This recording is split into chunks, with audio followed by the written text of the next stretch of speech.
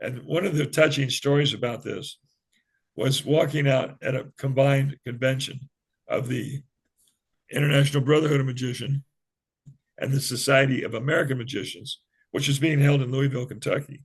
There was 1,100 magicians there. And I'm the last act on his show. And when I came out, they all knew that my wife had just passed 2 months before. There was an instantaneous standing ovation. And I stood there and they were screaming and cheering. I couldn't even catch my breath. I just stood there, tears running down my face. I finally composed myself, put my hands up, please sit down. Took a deep breath and walked to the microphone and said, there's got to be an easier way to get a standing ovation.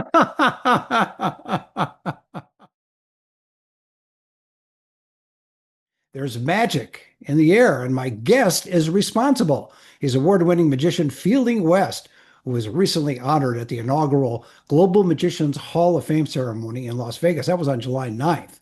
But Fielding is more than just a magician. He's going to show you something else he won in just a minute. But he also teaches Stagecraft 101, and he's a keynote speaker for major corporations. For everything about Fielding West, just go to fieldingwest.com and you can follow him on Facebook. And Fielding, welcome back to the show for, I think it's the sixth time. Six. I'm breaking records. You are. You told me only Tony Orlando's approached my numbers. I know. We should also point out that Fielding for many years performed under the name Lance Burton. So, no, he's a good friend of Lance and has performed with Lance, I should say. I misspoke. Sorry about that, Fielding. But were recently honored elsewhere. Show up the other award that you have. You know what, Ira, before we go any further, I just want to say this interview is going so well, it's leaving me breathless. Wow. So, for those that know or don't know, this is my oxygen concentrator, and this is for my COPD, and this is the hose, and it goes to the machine. And now I'm feeling better. So now let's look at the second award. Yes, please. Which was presented to me by Lance Burton on stage. After a performance, he had walked out and he said, no, you can't leave yet. And in front of the entire audience, he held this up and he read it, which I'll do very quickly for you. Go right ahead. It says the International Brotherhood of Magicians, in recognition of 50 years of continuous support of the IBM International Brotherhood of Magicians and its objects and steadfast adherence to the highest standards of magic, be it known by those present. Fielding F. West Jr. is named to the membership in the Order of Merlin Excalibur, presented on this 10th day of July, 2025. And when as he did that and he held this up, I got a standing ovation, which, of course, I got a standing ovation. Now, wait a minute. The fact that you're getting all these awards in 2025, does this mean you're leaving us very shortly? Yeah. What have you heard? What have you heard? I haven't heard anything yet, but I'm surmising, Fielding. The joke among magicians when they get into their 70s and they start getting all these awards is that the next thing that comes is a wake. You know, I don't want to leave out my friend Tony Hassini, Society of Magicians. He's a Global Society of Magicians.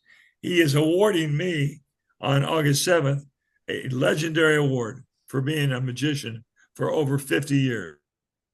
So I get the legendary award from Tony Hassini. Thank you, Tony. Thank all of you. You know, something I don't think I've ever asked you directly, even though you've been on all these times, surpassing Tony Orlando, as we mentioned, I believe. And that is, for you, not for anybody else, but for you personally, and this may be an emotional question, but what does magic mean to you? You've been doing it professionally and being honored for more than 50 years, and your grandfather was the one that got you involved in magic to begin with. Yes, he did. Yeah, and I want you to tell a little bit about that. But even before that, what does magic mean to you? Because there are magicians that perform magic in a very, what I would say, not routine way. I don't mean to denigrate anybody, but they perform magic mechanically. Maybe that's a better term. And there are magicians that are passionate about magic. And you've always struck me as being passionate about magic, and we should say comedy, because you are a funny guy. But what does it mean now that I've had this long question for you? Basically, what does magic mean to you, and why have you performed all these years? To answer the question, it's a twofold question, which requires a story, which I'll go into in just a moment. When my grandfather really introduced me to the art, back at the young age of 9 years, 9 years of age, which this is a long time ago. And the passion came from twofold. My grandfather introducing me to magic, and the reason that he introduced me to magic, because my learning disabilities. No one had a name for it back then, but I couldn't read. And the second part came in my 20s, early 20s, when I was going to graduate school in Tallahassee, Florida, selling cars during the day, going to school at night. And my roommates worked at Florida State University, and they had a magician coming in to perform at a coffee shop. And they said, "You have a car because you're a car salesman. Can you pick up this magician? You do magic. You guys will have a lot in common." I said, "What's his name?" They said, "Steve Martin." I said, "This is 1973. I'd never heard of Steve Martin, and the rest of the world hadn't either." So I picked him up. The long and the short of this story is I saw two of his shows, one on a Friday night, one on a Saturday night.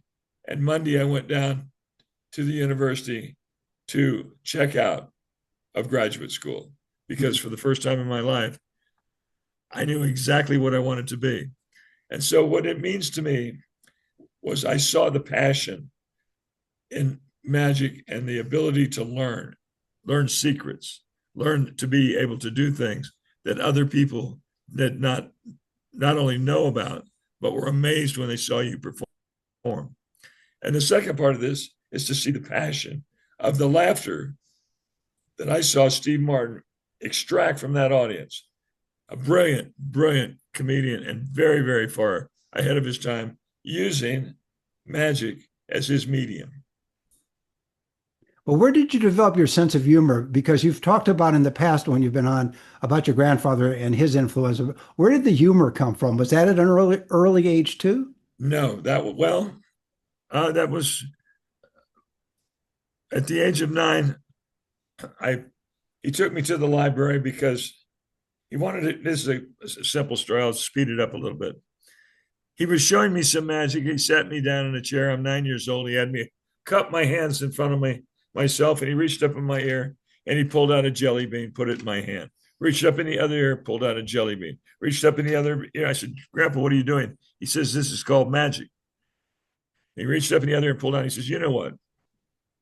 If you learn to believe in magic, you will be able to reach up with your own hand and pull a jelly bean out of your own ear." I said, "What?" He said, "Yeah, but you have to believe. You have to really, really believe." He says, "Are you right or left-handed?" Well, he knew I was right-handed. So he says, "Take your right hand and very slowly close your eyes and reach up into your ear and see what you find." And there it was. There was a jelly bean. The hair on my little 9-year-old arm stood straight up. I was in shock. It was the first time in my life that I had witnessed or had experienced a miracle in my mind. There was no other way to describe it. What it said to me was, there is real magic in the world, because I just experienced it myself with a jelly bean in my right ear. But you didn't answer my question. Where did the humor come from? The humor came from, well, when I turned 10, I lived in Massachusetts and I had a newspaper out. Excuse me, I was in the 5th grade. So I had money in my pocket all the time. And I found the other 5th graders, excuse me, that were interested in magic. So we would ride our bicycles around the neighborhood and go to each other's houses and we'd do tricks. And we got to this one kid's house one day. And he said, "Look what I just got in the mail. I got this catalog called the Johnson Smith Novelty, Magic and Novelty Catalog from Chicago, Illinois." We opened it up. There was magic tricks that you could buy. And then there were gags, things that you could do. And this one gag this kid pointed me to was called a whoopee cushion. Whoopee cushion is a rubber thing that you blow up. You put it under somebody's seat when they sit on it. It sounds like they just passed gas in a very loud manner. Well, nothing warms the heart of a 10-year-old boy than the sound of passing gas. So my mother, because my dad was in the Air Force, she had the officers' wives bridge club once a month at our house. My brother and I come home from school. We'd run into the kitchen. She'd say, no, boys, all that food in there is for the ladies. Go to your rooms. We're playing bridge. So my brother and I went up to our rooms, and I pulled out the whoopee cushion. I said, Bob, I got an idea. He goes, no, you're not going to do it, are you? So I blew it up. And when all the ladies went from the living room area into the kitchen to get their little fancy snacks that my mother made, I ran out and I put the whoopee cushion on one of the seats. And my brother and I hid behind the stairwell and waited and waited. And when that one lady sat down, and that golden sound of passing gas very loudly, and the lady screamed, that was not me. And my mother goes, I know exactly what it was. So she runs over and she grabs this whoopee cushion and she calls my brother and I down. And she takes us in the kitchen with a pair of scissors and she cuts it up. But I had a newspaper out. I had money. So I went and ordered another one. The following month, we come home from school, officers' wives, things going on. My brother and I had already opened the refrigerator door. She says, do not touch that chocolate pudding. That's for the ladies. I went instantaneously. I went, chocolate pudding. I turned to my brother and I said, go get the whoopee cushion. He goes upstairs and gets the whoopee cushion, comes back down. I took a spoon, took a tablespoon of that chocolate pudding, put it in a little bowl, poured some water in there, stirred it around, and got out my dad's turkey baster. Filled that turkey baster up, blew up the whoopee cushion halfway, stuck the baster in there, and filled up the rest with this chocolate pudding mixture. Now the ladies came in. I snuck out there and I put the whoopee cushion on a different chair, one that was next to a wall. Ladies come back. This one lady sits down.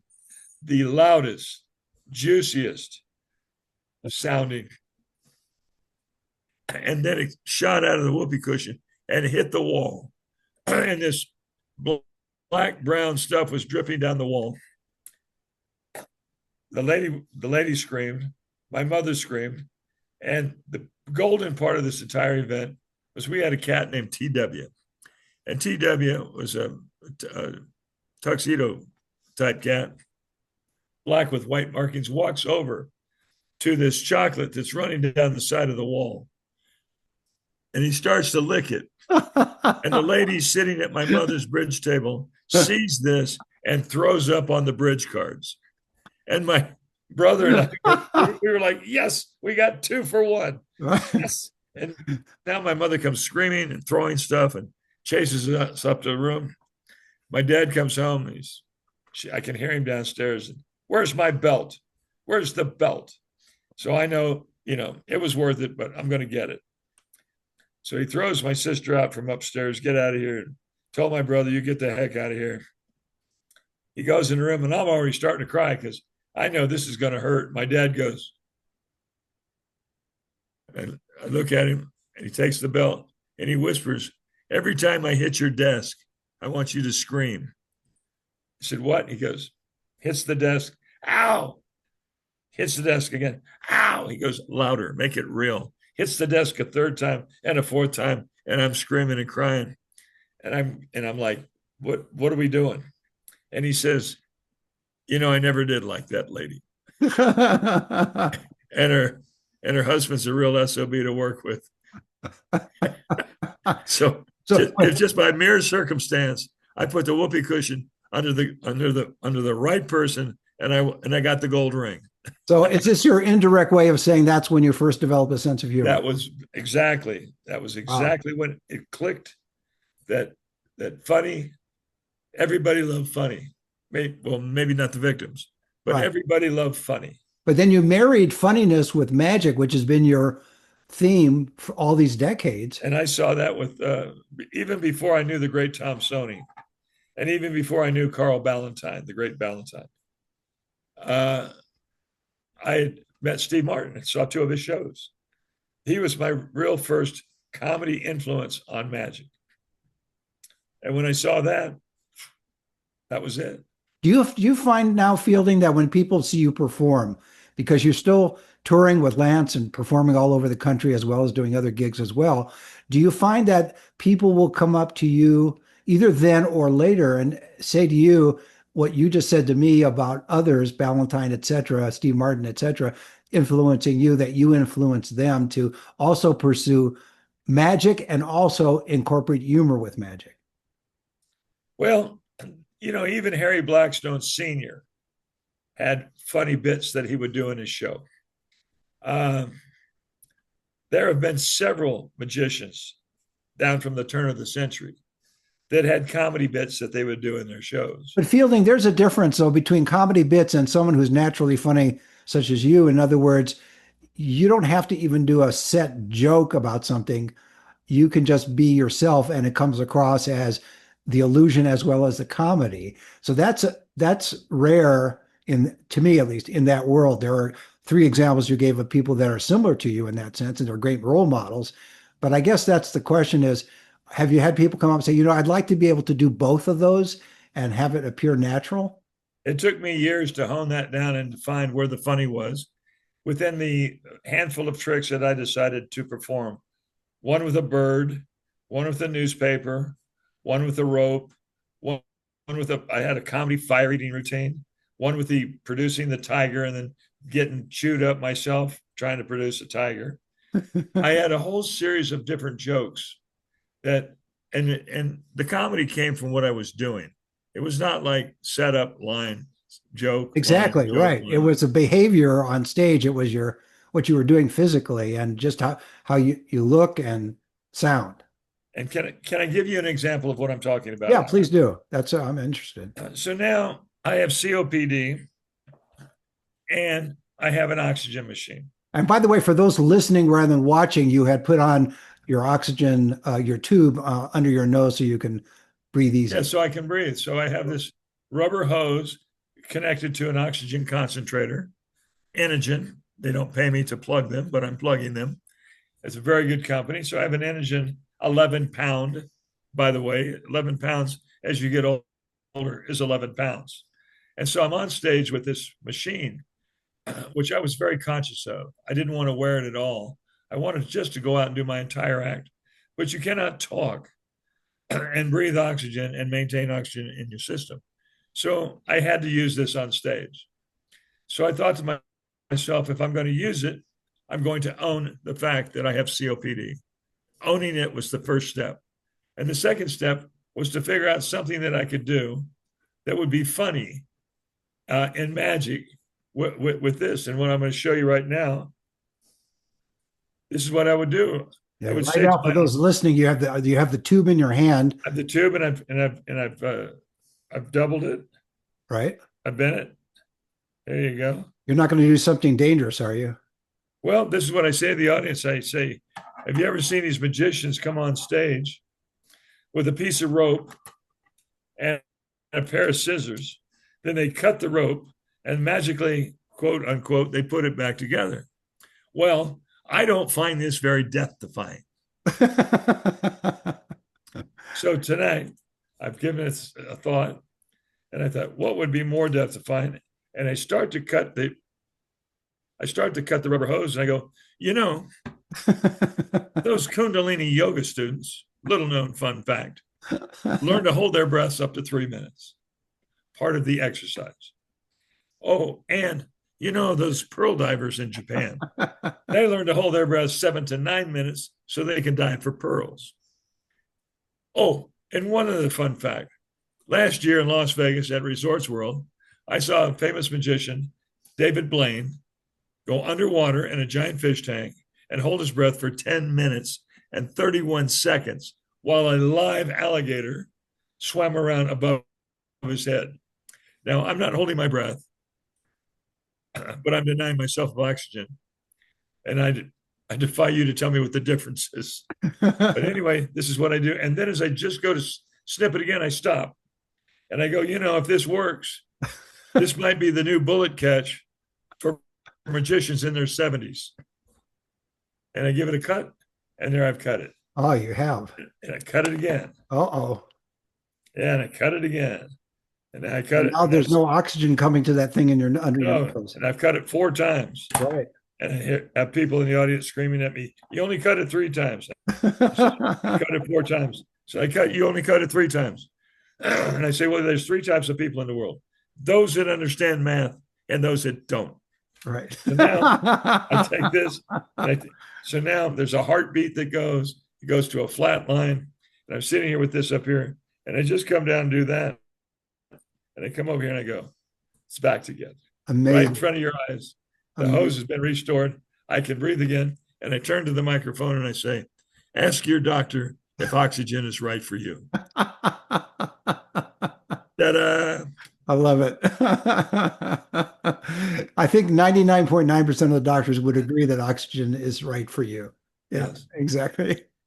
So I imagine when you first started doing this, and as you said, acknowledging that you had to deal with the oxygen concentrator, and you did it on stage that way, because what happens is you come out without the oxygen concentrator initially, and then an assistant comes out, and all of a sudden you start to introduce it, and then it becomes very organic after that once you shock them. But when you start to cut the tube, are you getting shocked responses from some in the audience? I have older people in the audience screaming. It's usually a woman or even men now that have COPD are screaming at me, don't do it. Don't do that. And I realize I'll pause for a moment and I go, breathing issues. Yeah, I get it. And I go ahead and then I cut it. But it just adds to the tension. So there's so many things in so many different levels. Right, exactly. Some people are seeing this as a real death-defying event, as opposed to cutting a piece of rope. Others see it as for what it is, comedy. He's going to do a trick, and he's going to restore it. And how's he going to put that rubber back together? It's all part of the gig. So you had a choice initially when you discovered you had this. You could either pretend to try and do an act without it, which would be very hard and unhealthy and possibly dangerous or dangerous. Yes. Or you could, as you said, acknowledge it, which was a great way to do it. Do you get feedback from fellow magicians about your approach in terms of using the cut and restore? Instead of the cut and restored rope, you're doing the cut and restored life through the tube of the oxygen concentrator. Interesting you should say that, because as my assistant that comes out with the machine and with this apparatus, as she hands it to me, I go to put it on and I go, what? Quit show business? You took the sting out of it. I love it. Yeah. So now I've acknowledged that not even this is going to hold me back. But answer my question though, have you had fellow magicians come up to you and say that either they admire the fact that you incorporated into the act, or they can't figure out how you want to continue until you say, hey, give up magic, not me? Yeah, many magicians, especially, I just came back from Colon, Michigan, where they have the Abbots get together every year. This is the 87th installment of this particular gathering of magicians. And this is where the famous graveyard is. They have all the famous magicians in the grave. The Blackstone, Harry and his son, Harry Jr. You've got Tom Stoney, the great Tom Stoney, Johnny Thompson, right, and his wife, Pamela. They're both there. You have Gary Darwin from Las Vegas, right. Big stone that Lance Burton purchased for him and put him within 30 feet of his favorite magician, which was Blackstone Sr. So, and you have eons and just years and years of all these senior magicians that passed. And it's called the Magician's Graveyard. And even Don Allen, you remember Don Allen? Don Allen, absolutely. And that famous deck of cards, the invisible deck of cards? Yep. Well, he has the invisible gravestone. You just have to find it. You just have to find it. Exactly. Well, Colon, Michigan, it's very small. And you were telling me a little bit before we talked a couple of days ago about how small that place is. Both city limit signs are on the same post. It's quite impressive. Actually, that's very close to being true. The funny thing, when I first went there, maybe 10 or 12 years ago. You could have given me a courtesy laugh before you said that's close to being true. You could have done that, you know. So there's one of the Amish guy in the buggy with the horse, and he would go through the center of town during the magic convention, and on the back of his carriage, he had an aluminum fishing boat with an electrical motor attached to it, and he would drive through town on his way out to the pond that's next to the graveyard, and that's where he would go fishing. So now I saw him this year, and I said, there goes the Amish guy. And he says, he doesn't have the boat. And then I looked up, and on the side of his carriage, on one side it said Uber, I'm not making this up, and on the other side it said Lyft. So people will call him. He pulls up to wherever you are, and he picks you up in the carriage, and he drives you to wherever you need to go. I love and it. He's the only Uber Lyft person in Colon, Michigan. Does he use modern technology in the carriage? In other words, does he have a phone so he can get the assignment, or is it just? Well, they think buttons are too fancy, but a phone is not out of the question. Okay, that's fair enough. Hey, I want to go back to a question that I was going to ask you because of your long career. If I were to ask you to name, if you can, maybe the top three magicians in maybe in history for you, or even the top three magicians today, whichever, but I think more in terms of the overall history of magic that people would recognize as names, who would those be?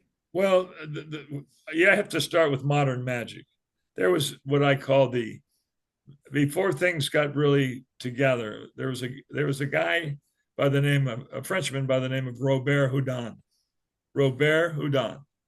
And he was the one that started, he came up with gimmicks that pushed the entire magic profession into the modern times.